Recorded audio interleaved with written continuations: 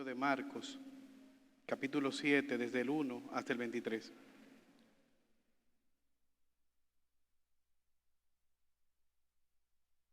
Leemos la palabra de Dios en el nombre de Jesús.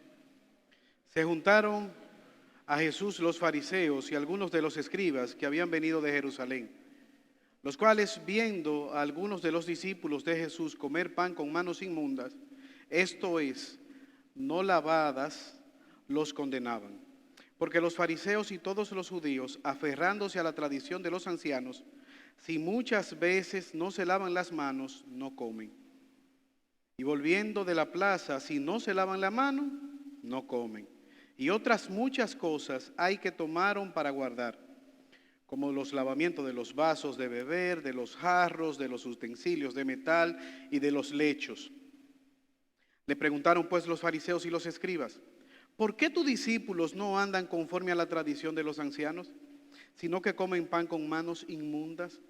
Respondiendo él les dijo: hipócritas, bien profetizó de vosotros Isaías, como está escrito: este pueblo de labios me honra, mas su corazón está lejos de mí. Pues en vano me honran, enseñando como doctrinas mandamientos de hombres. Porque dejando el mandato de Dios, el mandamiento de Dios, os aferráis a la tradición de los hombres, los lavamientos de los jarros, de los vasos de beber, y hacéis otras muchas cosas semejantes.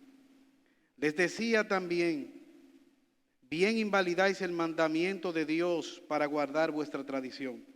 Porque Moisés dijo: honra a tu padre y a tu madre, y el que maldiga a su padre o a la madre muere irremisiblemente. Pero vosotros decís: basta que diga un hombre al padre o a la madre, es corbán, que quiere decir mi ofrenda a Dios. Todo esto con que pudiera ayudarte. Y no le dejáis hacer más por su padre o por su madre, invalidando la palabra de Dios con vuestra tradición que habéis transmitido. Y muchas cosas hacéis semejantes a estas. Oremos. Señor, te alabamos y damos gracias a tu nombre, porque tú nos has permitido en este día adorar y bendecirte. Te suplicamos que nos hables por medio de tu palabra, que nos confrontes con nuestro corazón, oh Señor. Ten misericordia de cada uno de nosotros. Mira a los que estando en este lugar no te conocen. Como cada domingo rogamos, oh Señor, para que tú les traigas con lazos de misericordia y de amor. Te pedimos que bendigas tu palabra en nuestros corazones, que tu Espíritu Santo la haga vida, porque te lo pedimos por los méritos de Cristo. Amén. Imagínese una persona que va cada domingo a la iglesia, participando de todas las actividades de la iglesia, participa de manera intencional en todos los programas de la iglesia, ofrenda, diezma, es ferviente al momento de ser convocado, no se emborracha, no comete pecados escandalosos, es un padre ejemplar, es un empleado ejemplar, en su comunidad es un hombre respetado por toda la comunidad. ¿Qué usted pensaría de este tipo de persona? Quizás su religión es muy digna de imitar. Yo le acabo de describir a un fariseo moderno, un fariseo del siglo XXI. ¿Cuál es la diferencia? Este hombre no tiene su confianza puesta en Jesús como salvación, como Salvador. Es un ciudadano modelo, pero tiene una religión, no conoce al Señor. Quizás está envuelto en una cultura evangélica, conoce los cantos, conoce la Biblia, conoce que hay un cielo y un infierno, pero no ha confiado en Jesús como su Salvador. Justamente este texto que nosotros acabamos de leer, Jesús nos manda, nos llama a no confiar en nuestra propia justicia externa. Eso se llama legalismo. Sino a confiar en su obra en la cruz del Calvario en nuestro favor, que eso se llama gracia. Lo que yo me propongo en esta mañana es que podamos ver que de manera clara Jesús nos llama a no confiar en nuestras propias obras de justicia, lo cual es legalismo, sino a confiar en su obra, la obra de Cristo en la cruz del Calvario. Esto se llama gracia. Y he titulado este sermón, La trampa mortal del legalismo. La trampa mortal del legalismo. Y lo primero a la luz de ese pasaje que me gustaría que viéramos es que los legalistas honran a Dios con sus labios. Y esto resulta en una adoración falsa. Los legalistas honran a Dios con sus labios, lo cual resulta en una falsa adoración. Versículo 1. Se juntaron a Jesús los fariseos y algunos de los escribas que habían venido de Jerusalén, los cuales, viendo a algunos de los discípulos de Jesús comer pan con las manos inmundas, esto es, no lavada, lo condenaban. Aquí vuelven de nuevo a la carga los escribas y los fariseos. El texto nos dice que ellos vinieron de Jerusalén, se topan con Jesús e inmediatamente ellos tratan de atacar a Jesús. Pero como no tienen nada de qué acusar a Jesús, Jesús es perfecto delante de Dios y delante de los hombres, entonces con sus prejuicios ellos tratan de atacar a los discípulos de Jesús. ¿Cómo tus seguidores hacen tal o cual cosa? Para un fariseo era impensable que alguien lo comparara con algún otro tipo de pecador. Y esa era una cultura propia de los israelitas. Para nosotros, como vamos a ver en el pasaje, un fariseo es un sinónimo de hipócrita, porque Jesús así lo desenmascaró. Pero en la época, el fariseo era alguien digno de imitar. Quizás un padre judío le decía a su hijo, a mí me gustaría que tú fueras un fariseo cuando grande, que tú me dieras ese orgullo de yo decir, tengo un hijo fariseo. Pero no solamente estaba en la cultura de los fariseos, sino que en Juan capítulo 9, versículo 1 al 3, se nos dice que al pasar por el camino, los apóstoles y Jesús vieron un ciego de nacimiento. Y le preguntaron, Jesús, ¿quién pecó? ¿Este o su padre para que fuera castigado de esta manera?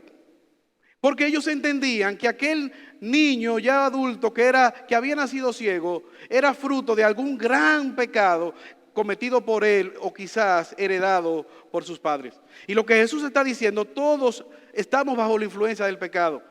No hay dos tipos de pecadores, por así decirlo. Todos somos pecadores delante de Dios, el Padre. Pero el legalista honrará a Dios simplemente con sus labios. Y como evidencia de esa falsa adoración, él se comparará con los demás. Versículo 2. ¿Qué hicieron ellos? Vieron a algunos de los apóstoles comiendo sin lavarse las manos. No es una adoración directamente a Dios. Él no está tratando de compararse con Jesús. Él no está tratando de agradar a Jesús, sino que esa persona se está comparando con los demás. Su santidad no está en relación con Dios, sino con el pecado de los demás. ¿Qué dice el texto? Versículo 3. Los fariseos y los judíos, aferrándose a la tradición de los ancianos, si muchas veces no se lavan las manos, no comen. O sea, hermano, no era que es como una madre que le dice a sus hijos, ve a lavar la mano antes de comer. No es de eso que está hablando, no es de una norma de higiene que es válida y que todos practicamos. Es un aspecto donde ellos decían que debemos o debían bautizar las manos. Oiga el término, bautizar las manos. Ellos se la lavaban tantas veces. Quizás yo agarré un aguacate en la comunidad, en el mercado, y ese aguacate fue agarrado por un impío, por alguna prostituta, y después lo dejó ahí. Entonces yo vine, le puse la mano al aguacate, ya mi mano está inmunda, está impura. Y por eso, a esto es que Marcos, que está escribiendo a una comunidad que no son judíos, hace la aclaratoria. No se trata de una simple lavarse las manos, sino, mírelo como dice el verso 4. Y volviendo de la plaza, si no se lavan las manos, no comen. Y otras muchas cosas que tomaron para guardar, como el lavamiento de los vasos, de los jarros, de los utensilios de metal, de las camas, de los lechos. Entonces aquí viene el enfrentamiento con Jesús. ¿Por qué tus discípulos no andan conforme a la tradición de los ancianos, sino que comen pan sin lavarse la mano? ¿Por qué tus discípulos no son igual que nosotros? ¿Por qué no están ellos guardando este ritual? ¿Tenía esto asidero en el Antiguo Testamento? No, hermanos, esto se lo habían ellos inventado. Esto era mandamiento de hombres. Hace algún tiempo, un amigo me invitó a tomar un té en un restaurante chino. Y yo fui. Y aquel chino viene con sus tazas bien guardadas, las pone sus mantelitos y viene con un jarrón muy antiguo, con agua hirviendo. Le echa la taza, la desinfecta, vuelve, le echa, la pone boca abajo. De nuevo la endereza, le echa otro poquito de agua. Ahí saca un té que parecía hojas de papiro. Me hace la historia de ese té, de la persona que sembraron ese té, de cuándo se cosecha. Que allá en China esto es algo muy... Me hace la historia. Y yo dije, bueno, si esto es fregar, en mi casa están fregando mal. Porque esto es demasiado. Pero él tenía ese ritual de la tacita, de la cosita. No era como uno que dice, ponme un té ahí. Uno echa agua caliente y tira el asunto, le hace 3 veces y después lo descarta. No, él tenía un ritual con este procedimiento de cómo se debía servir el té. Así iban los fariseos. Y en ese ritual comparaban a los demás y el que no lo hiciera estaba excluido de su salvación. No era salvo conforme a los rituales que ellos habían establecido. ¿Se acuerdan del fariseo orando en el templo? Señor, yo te doy gracias porque no soy como los demás hombres. ¿Cómo son los demás hombres? Ladrones, injustos, impíos. Y entonces aparece un publicano y aquel publicano, yo no soy como aquel que está en la esquina, aquel publicano. Yo ayuno 2 veces, yo doy diezmo, yo hago esto, aquello. ¿Qué dice Cristo? Que al final uno se fue justificado a su casa y fue el publicano que constantemente decía, Señor, ten compasión de mí, sé propicio de mí que soy pecador. Y este fariseo se fue a su casa lleno de arrogancia. Ahora, hermanos, ¿qué tan parecido a los fariseos somos nosotros? Cada uno de nosotros llevamos un fariseo en franca recuperación. A veces te das cuenta que la música que se va a cantar en el cielo es la que a ti te gusta. Que lo que está bien, la norma de vida, es quizás lo que a ti te gusta. O quizás piensas en lo que ellos hacían, culpa por asociación. Los apóstoles eran culpables. Jesús era culpable porque Jesús estaba al lado de alguien que no se estaba lavando bien las manos. No había pecado en Jesús, pero por asociación Jesús era pecador porque comía con publicanos, con prostitutas. El compartir ya Jesús era un pecador. Ahora, hermanos, nosotros podemos hacer una serie de normas externas que no encuentran asidero en las Escrituras. Y a veces se hace evidente cuando alguien peca. ¿Cómo tú te comportas cuando alguien peca? Cuando te enteras del pecado del hermano. Quizás dice, ya yo lo sabía, era evidente que así iba a ser. O oras por esa persona, llamas a esa persona, pide a Dios que le restaure, te preocupas por esa persona. El fariseísmo no lo hacía. Era una adoración superficial, evidenciada porque se comparaban con los demás. Pero también juegan al hipócrita con un corazón distante. Su corazón está distante a la voluntad de Dios. Versículo 6, mire la respuesta que le da Jesús. Respondiendo él les dijo, hipócritas, bien profetizó de vosotros Isaías, como está escrito, este pueblo de labios me honra, mas su corazón está lejos de mí, pues en vano me honra. Su corazón está lejano a la voluntad de Dios. No les interesa agradar a Dios. Dios simplemente está en su conversación a conveniencia. Si le interesa resolver algo o citar a Dios para justificar algún tipo de acción, pero no aman genuinamente a Dios. La autoridad de sus actos no es la palabra de Dios, son sus normas, sus leyes. No tienen a Dios en sus corazones, no actúan por amor a Dios, sino a su sistema legalista de principios. ¿Y cuál es la evidencia que Jesús cita para acusarle a ellos de hipócrita? Versículo 6, 7, parte B. Enseñando como doctrinas mandamientos de hombre. Ustedes no me aman. Si ustedes me amaran y amaran a su prójimo, enseñaran los mandamientos que han recibido de parte de Dios. Compartieran la verdad de Dios. Pero, ¿cuál fue la evolución? Versículo 8. Y esto aquí quisiera ser enfático, el versículo 8. Dejando el mandamiento de Dios, Os aferráis a las tradiciones de los hombres, los lavamientos de los jarros y de los vasos de beber, y hacéis muchas otras cosas. ¿Cuál es la evolución? Primeramente, Jesús le está diciendo, ustedes están enseñando una cosa aparte a la verdad de Dios.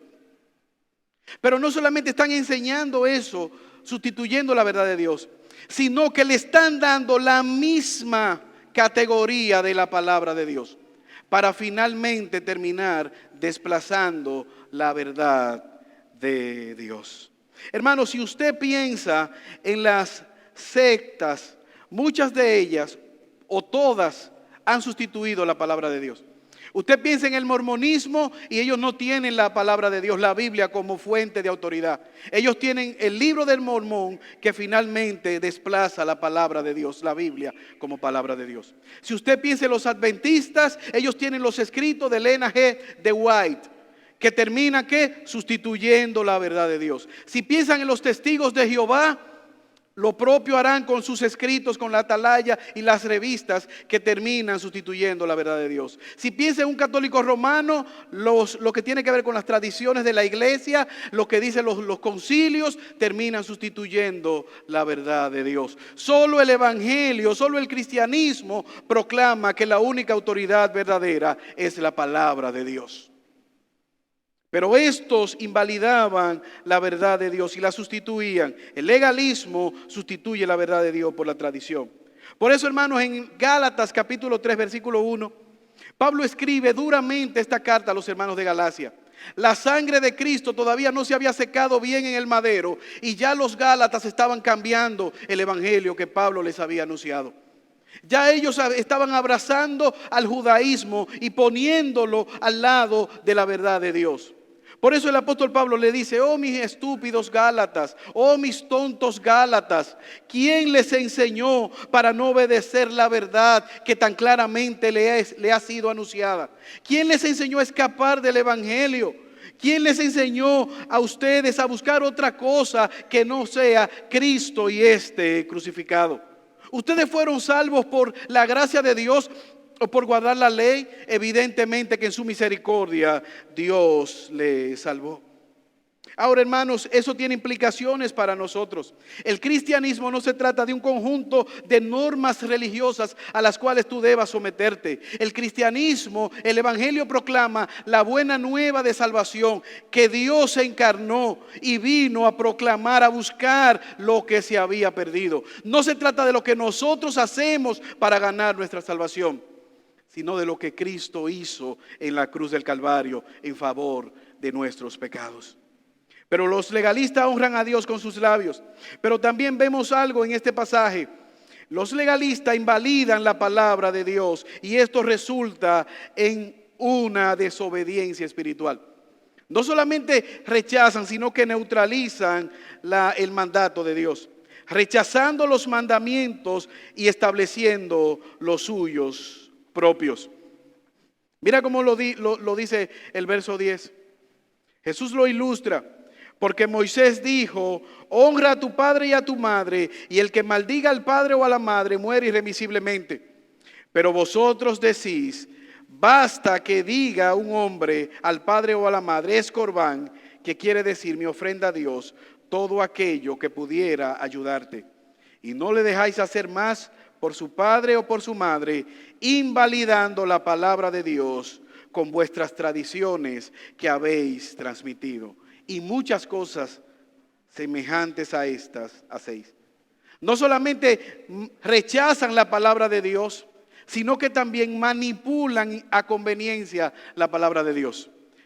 Rechazan la palabra de Dios y la manipulan a conveniencia. ¿Qué es lo que Jesús está diciendo? Estaba establecido en la ley que ellos debían honrar a padre y madre. Debían cuidar a su padre y a su madre. Velar por sus necesidades económicas. Pero ¿qué se inventaron los fariseos? Lo que vamos a hacer, si tú estás dispuesto a dar ese dinero para la causa de los fariseos, entonces tú te está permitido decirle a tu padre y a tu madre, corbán, papá, mira, yo tenía una ayuda para ti, pero ahora quiero yo dársela a los fariseos. Corbán, esto es para el Señor. Y ellos aprobaban el hacer esto. a sabiendas de que el mandato bíblico es cuidar, honrar a padre y a madre. O sea, oiga ese tipo de lógica y de endurecimiento. Tú puedes abandonar a tu padre y a tu madre a la caridad pública siempre y cuando tú digas corbán. Tú te puedes divorciar cuantas veces tú quieras de tu esposa, simplemente tú tienes que darle una carta de divorcio. Y Jesús le dice, digan por qué se quieren divorciar de sus esposas. Revelen la razón por la cual le quieren dar carta de divorcio. Y no piensen que simplemente dándole una carta, repudiándola, ya con eso ustedes cumplieron la ley. Ahora, hermanos, el mandato que nosotros tenemos en esta mañana es a estar aferrado a la palabra de Dios, a buscar nuestra motivación en la palabra de Dios, a conocer al Dios que se ha revelado en las Escrituras. Que nuestros principios, que nuestras metas, que nuestros valores tengan asidero bíblico. Por eso cuando ellos fueron donde Jesús no le dijeron, tú estás incumpliendo el Antiguo Testamento, tú estás incumpliendo la ley. No, ellos no le dijeron así. Ellos le dijeron, los apóstoles están invalidando la costumbre de los ancianos. Porque ellos sabían que en cuanto a la ley, tanto Jesús como los apóstoles eran irreprensibles. Y ellos también sabían que esto era una invención, una tradición de los antiguos rabinos. Un misionero una vez en la selva tomó un trozo de madera y le escribió y se le entregó al jefe de la tribu y le dijo, llévale a mi esposa y dale este pedazo de madera. Cuando el jefe de la tribu fue donde la esposa, le pasó el tronco de madera, la esposa le entrégale el martillo.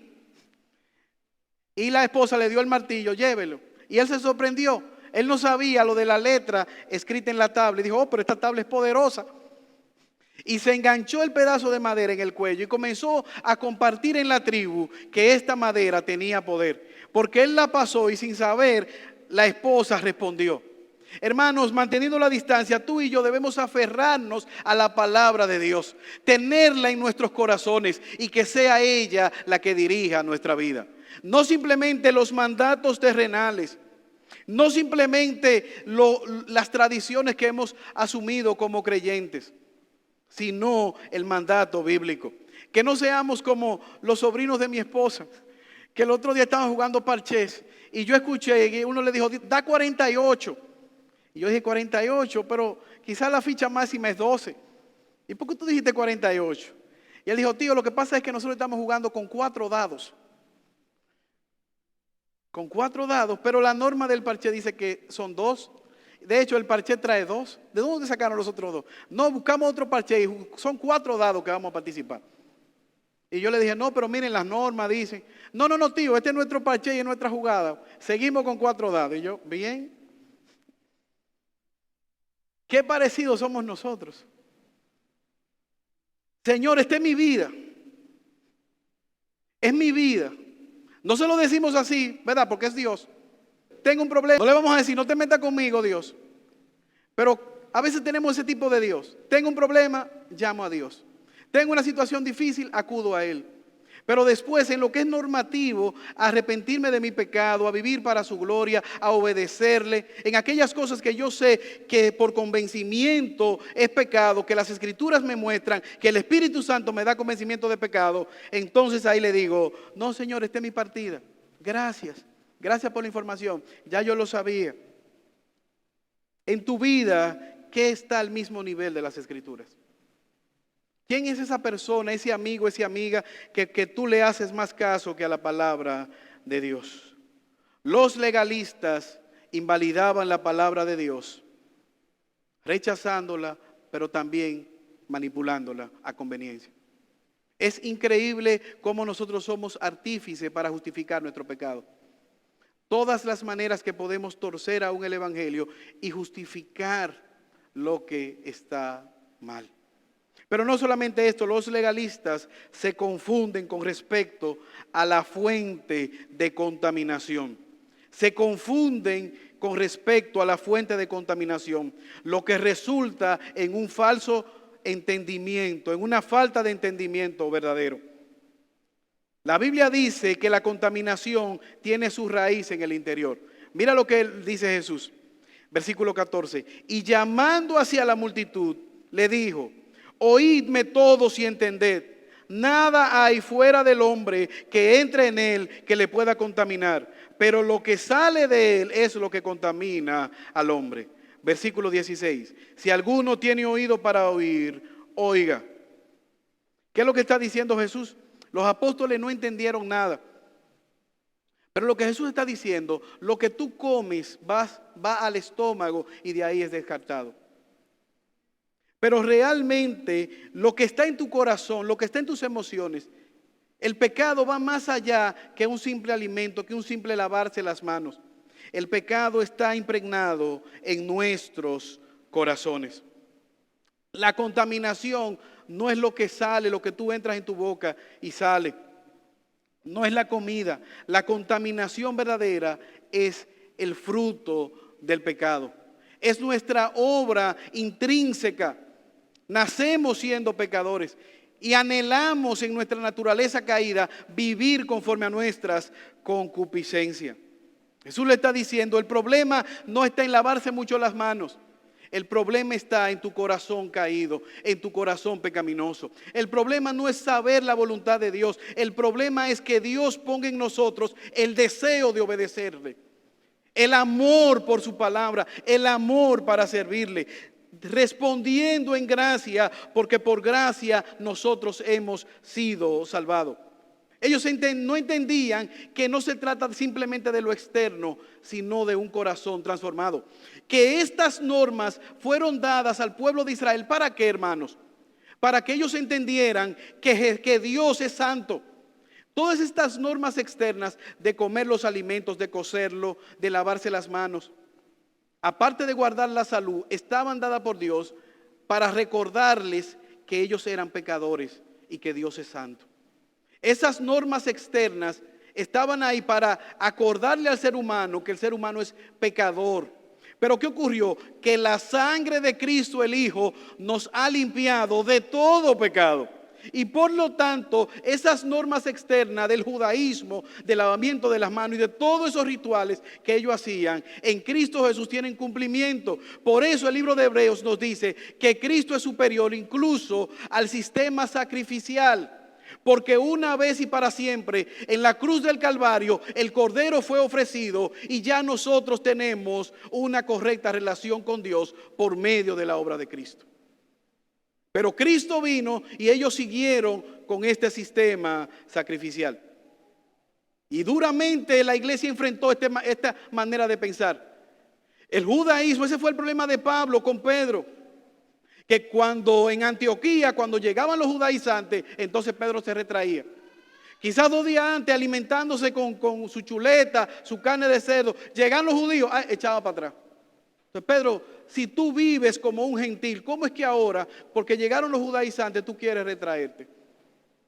Entonces esta es la idea. El problema, la contaminación no es externa, sino que la contaminación, el fruto queda evidenciado en el exterior.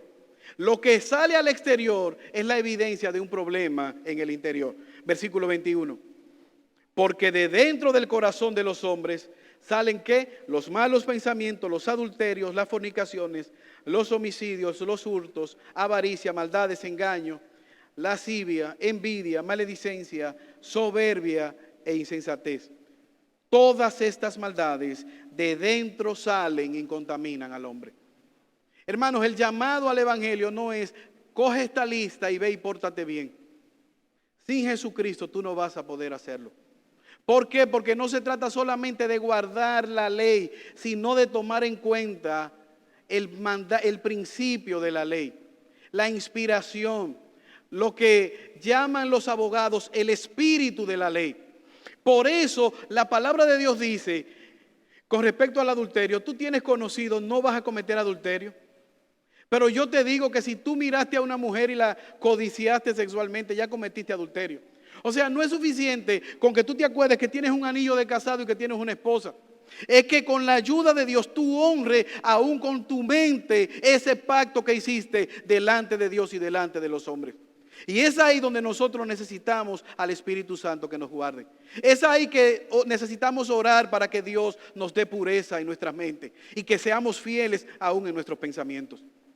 El adulterio manifestado de manera externa simplemente ya fue consumado en el corazón. Por eso la contaminación no entienden que simplemente es la evidencia de algo que ya ocurrió en el corazón. Siempre se ha tratado del corazón. Y aquí está Jesús poniendo el dedo en la llaga, poniendo el dedo en el corazón donde salen las contaminaciones. En 1986, el 26 de abril, en Ucrania ocurrió una gran tragedia. Una bomba o una planta de energía atómica explotó y contaminó toda la ciudad.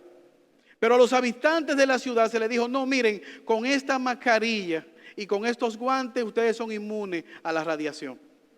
Y los pusieron a trabajar limpiando en aquella zona de radiación. Estas personas lamentablemente murieron. ¿Por qué? Porque estos equipos no eran suficientes para la radiación. Ellos no veían la radiación, no se ve, pero sí los efectos de ella se hacen visibles al corto, mediano y largo plazo. Aquella ciudad fue después intervenida y es una ciudad muerta, una ciudad fantasma. La ciudad de Chernóbil en Ucrania. Y usted ve los videos y ve los trates, las fotos, casi más de 40 años después. Usted puede ver todavía las evidencias de ese daño de aquella bomba atómica. Hermanos, el pecado quizás no se ve de manera externa. Tú no puedes decir, ay, mira, está sucio, míralo ahí donde está, quítatelo, sacúdete. Es nuestro corazón. Por eso Dios envió a Cristo a proclamar el único mensaje capaz de salvarnos, hermanos. Lo que el legalista ignora es que la contaminación está en el corazón, en nuestro corazón pecaminoso. ¿Quién puede luchar con el pecado que está oculto? Solo la sangre de Cristo. La única esperanza que nosotros tenemos es confesar nuestros pecados delante de Jesús y clamar por misericordia. Por eso no se trata de un mejoramiento externo. Eso lo puede hacer cualquier religión. Ve y obedece y pórtate bien. No se trata de eso. Es que si realmente el Evangelio ha encontrado lugar en nuestros corazones, si realmente nosotros estamos viviendo para su gloria. Y aquí Jesús destaca 13 características de malas acciones que tienen su origen en el corazón. Los malos pensamientos, los adulterios en el corazón, las fornicaciones en el corazón, los homicidios en el corazón, el robo en el corazón se planifica, la maldad, el engaño, la envidia, la ira, la insensatez, está sembrada en nuestra naturaleza pecaminosa. Por lo tanto, es ahí donde nosotros debemos ir y clamar a Cristo que nos dé convencimiento de pecado en nuestros corazones. Yo escuché el testimonio de un pastor en los Estados Unidos que su esposa había sembrado una mata de manzana, pero el tiempo pasó y aquella mata de manzana no echó nada, hojas nada más. Pero él se le ocurrió un día hacer un regalo a su esposa. Y fue a un supermercado y compró una caja de manzana, bien temprano en la mañana. Buscó una escalera y comenzó a engancharle manzana a la planta. ¿Qué ocurrió? Que cuando su esposa se levantó, él la llevó muy contenta. Mira. Y ella se puso contenta, pero también ambos sabían que esas frutas eventualmente se iban a caer, se iban a secar, y que esos no eran frutos genuinos de aquella mata. Pero por lo menos le alegró el día a su esposa. Ahora nosotros podemos estar aquí y nosotros pensar, el mundo nos dice, el problema no eres tú. El problema es tu familia, el problema es tu esposo, el problema es tu jefe, el problema son tus vecinos, pero nunca el problema eres tú. Tú no tienes ningún problema. Por lo tanto, sigue tranquilo, vive tranquilo. Pórtate bien y no le hagas mal a nadie. Ahora la Biblia dice, Dios dice todo lo contrario. El problema eres tú y tu pecado. ¿Sabe cuál es el problema de mi matrimonio? Yo y mi pecado. Y cada uno de nosotros, la Biblia dice que somos pecadores delante de Dios. Por lo tanto, necesitamos un Salvador que nos libre de nuestros pecados, que nos ayude realmente a luchar contra el pecado, que nos dé el convencimiento y no creer esa palabra del mundo de pensar que soy yo el bueno siempre. Por eso, a la luz de este texto, nosotros podemos ver, hermanos, que el camino del legalismo es una trampa mortal y que solamente el Evangelio es lo que nos ayuda a ver estas verdades como Jesús la vio. A ver que Jesús nos llama a no confiar en nuestra autojusticia. Eso es legalismo, sino confiar en la obra que Cristo hizo en la cruz del Calvario. Esa obra no solamente ha servido para salvarnos, sino que sirve para dirigirnos diariamente en la toma de nuestras decisiones constantemente. Por eso, una vez más y de manera enfática, querido amigo que estás en este lugar y que no conoces al Señor, en la mañana de hoy, una vez más, yo te ruego delante de Dios que puedas confesar tu pecado, que puedas arrepentirte y clamar por misericordia delante de Dios. Jesús nos llama a no confiar en nuestra propia justicia, sino a confiar en la obra que Él hizo en la cruz del Calvario por nosotros. Oremos. Oh eterno Dios, gracias por tu palabra. Gracias, oh Señor, por tu amor. Tú eres, por Dios. Líbranos, oh Señor, de nuestros corazones legalistas, que a pesar de saber que somos salvos por ti, con mucha frecuencia tratamos de ganar nuestra salvación. Oh Padre Celestial, gracias porque en Cristo Jesús tenemos esperanza. Gracias por enviar a Cristo en propiciación por nuestros pecados. Ayúdanos, oh Señor, síguenos sosteniendo en medio de los tiempos. Por Jesús te lo pedimos. Amén.